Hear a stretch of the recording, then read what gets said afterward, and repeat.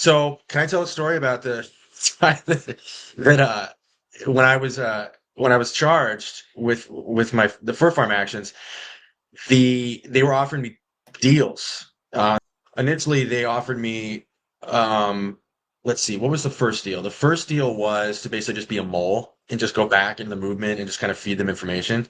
Even though I told them explicitly, like, I'm rejecting all deals that involve cooperation.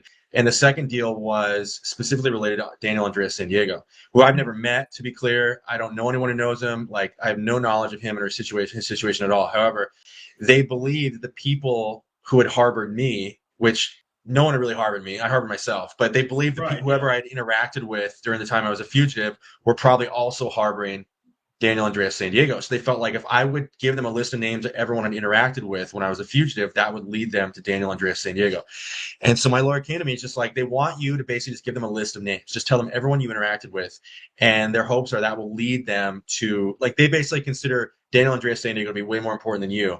So they're willing to, like, give you a really good deal in exchange for giving them a list of everyone that you interacted with, which of course I rejected. But that was the working theory for them, is that there was this underground railroad for fugitives, which doesn't exist, but that's what they thought. Right. Like, there's like an infrastructure in place to support all of three people across 30 years. Yeah. Also, you referenced that Guardian article. So it's actually not totally accurate. So when I went to visit, I had to go to the FBI office in Oakland, California, which is the office that Daniel Andreas was investigating that case, very close to the site of the bombings.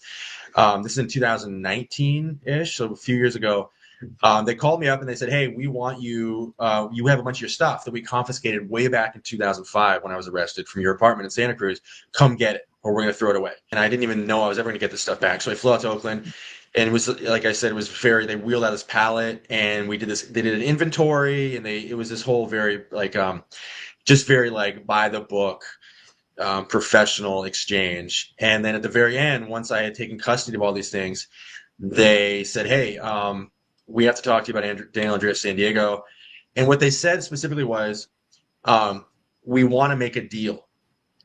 And I do not know, and I wish I'd let the conversation go just a sentence or two further so I could have clarified this. So I shut that down immediately. But I don't know if they were referring to a deal with me.